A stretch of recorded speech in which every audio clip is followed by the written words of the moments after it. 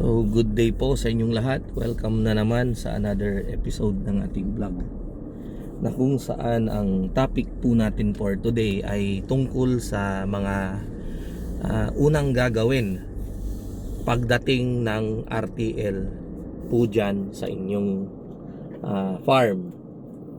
Yan. So, syempre, usually dumadating yung RTL natin, kung hindi gabi ay umaga. Yan, mga 5 AM to 7 AM ano. So ang gagawin natin diyan ay pagkadating ng RTL ninyo, pagkatapos siyang i-unload ay magpapahinga muna sila ng 1 hour. Pagpahingahin nyo ng 1 oras bago sila painumin ng tubig at saka pakainin. Ayan. So sa unang dating, plain water lang muna tayo, plain water, and then the following day na tayo magpapainom ng pwedeng antibiotics, yung enrofloxacin, pwede rin namang CXD3 ano, CXD3. Ayan, yun palang CXD3 ay anti-malaria siya. Ayan, so yun yung maipapainom. And then 6 AM to 9 AM. Pero yung mga iba, yung medyo gusto nilang makapagtipid, 6 to 8. Ayan, 6 to 8 lang every morning. Daily po yan, daily. So ang pagpapainom, kung sakaling inunan nyo yung enrofloxacin, 1 to 3 days nyo silang painumin. And then sa 4th day, CXD3 or vice versa. Pwede rin namang CXD3 and then 3 days, and then sa 4th day yung enrofloxacin. 3 days yan, and then sa 7th day vitamins na diretso. Ayan, and then after a week pwede nyo na silang purgahin. Ang pampupurga nyo ay yung tape terminator. Ayan. Yun. Bakit CXD3 at bakit nyo sila i-antibiotics ano? Knowing kasi na bagong lipat yung mga manok natin, malaki yung possibility na baka merong lamok dyan sa lugar ninyo na carrier ng malaria. Kaya paiinumin na natin sila nang sa ganun ay maprotektahan na po sila sa sakit na malaria. Kapag tinamaan po kasi yung manok natin ng malaria, madi-dehydrate sila. Dehydrated, ang mga simptomas niyan, hindi sila maganang kumain, tapos makikita nyo yung mga paa nila very dry, payat na nga, tapos dry, basta kakaiba siya. And then yung naman, kaya nyo sila painumin ng CXD3. Yung sa naman sa antibiotics, di po ba bumiyahe yung mga manok natin from farm papunta dyan sa inyo, so may possibility na dahil nga sa ibinyahe sila at aerial kasi yung virus ng sipon, so may possibility din na baka makasagap sila ng sipon sa daan, kaya kailangan rin natin silang i-antibiotics. Ayan, so yun yung mga dahilan, kasi nga unseen naman yan hindi naman natin nakikita, di ba?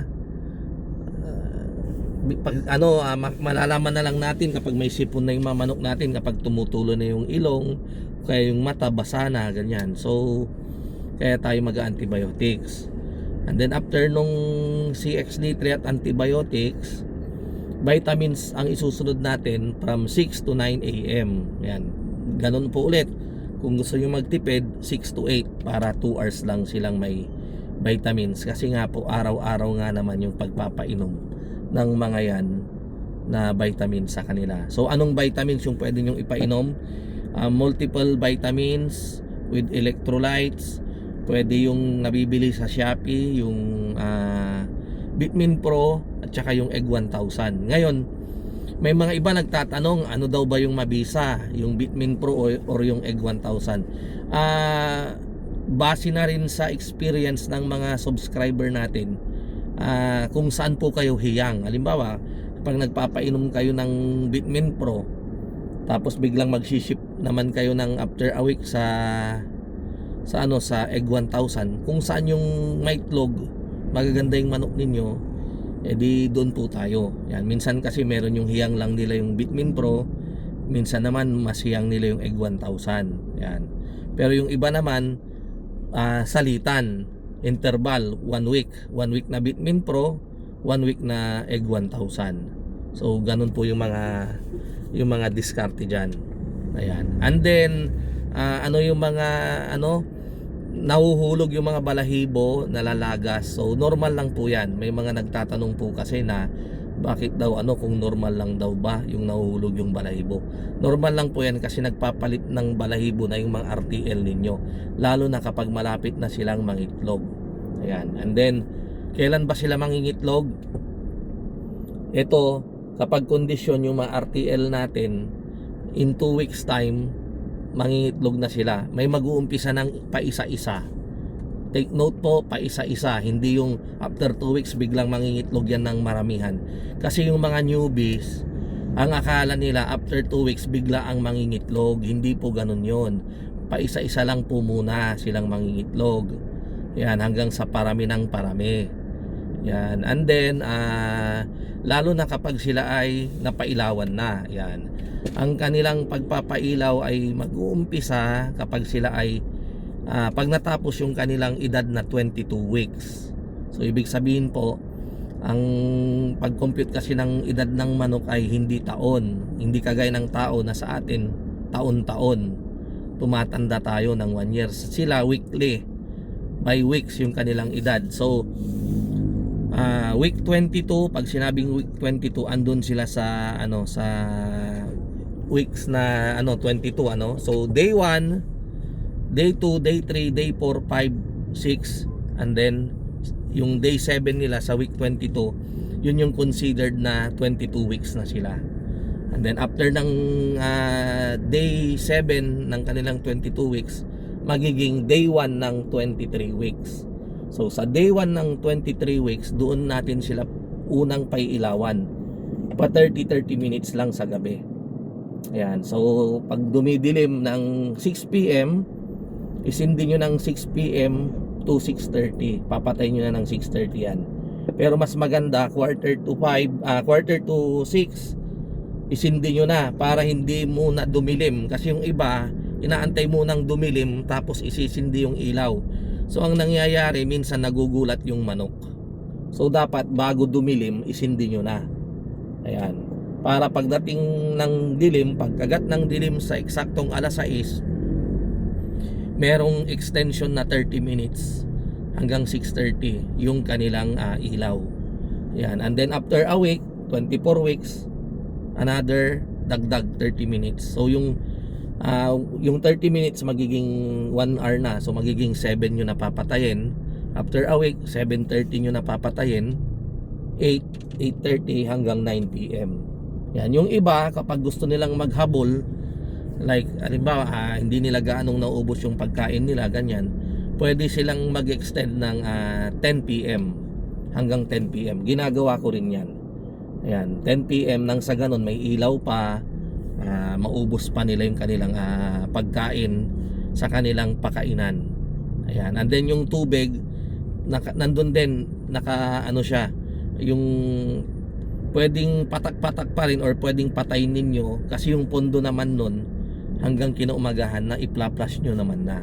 Ayan, so para hindi na kayo mag-aksaya ng tubig, lalo na kapag gumagamit kayo ng Jetmatic na machine, so ganon. And then ang may experience nyo dyan, kapag ang mga manok ninyo ay napailawan na, mabilis na pong dumami yung kanilang itlog, parami na ng paramihan hanggang sa week 26, week 27, minsan nga week 25 ay nagpipik na sila. Ayan. So ganun po yung mga nyo diyan. Huwag nyong pailawan. Kapag sa madaling araw, 4 AM, pwede nyong isindi yung ilaw ng 4 AM hanggang sa magliwanag na po. Ayan, and then gumamit na lang kayo ng timer kapag yung nasa regular na kayo, regular program na ng pailaw, yung tipong 6 to 9, 6 PM sisindi, 9 PM automatic nang mamamatay, 4 AM sisindi ulit, and then mamamatay na siya ng mga 6 AM. So bumili po kayo ng timer, andyan po sa ibang video natin yung klase ng timer na bibilihin ninyo sa Wilcon or sa City Hardware.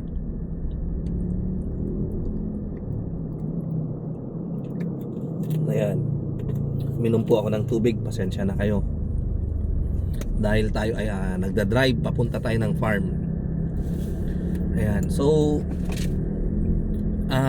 papunta tayo ng farm sa Bayambang kasi makikipagkwentahan tayo dun sa ating nag-aalaga dun, kasi based sa kanyang record ay merong sobra sa kanyang mga manok. Tayo kasi yung 10,000 heads na inaalagaan natin, may pasobra yun na 400 heads na sisiw, and then kapag hindi naubos sa kanila na, yun yung ruling natin, sa kanila na. So sa ngayon parang merong 60 pieces daw ata na sobra, kaya i-check natin.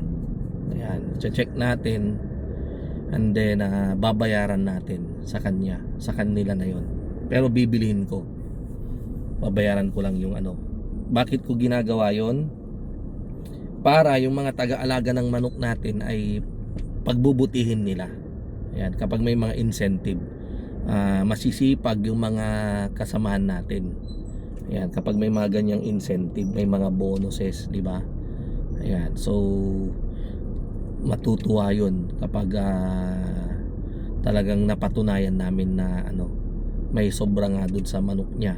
Ayan, kadalasan din kasi kapag yung pasobra, minsan ang lalaki doon 80 pieces, 100 plus, ganyan. Tapos minsan din sa first 2 weeks ng sisiw natin sa farm, mataas din yung mortality. So yun yung mga medyo ito maswerte dahil base sa kanya may sobra nga. Yan, naman sila, maayos silang mag-alaga. Ayan. So yun lamang po yung natin dyan. At least nabigyan ko na naman kayo ng idea, lalo na sa mga newbie. Yan, kaya kapag newbie ka, panoorin mo to. Yan, so yun yung magiging title ng ating vlog for today. Yan, March 11, 2026. So maraming salamat, hanggang sa muli. Mabuhay po tayong lahat at God bless.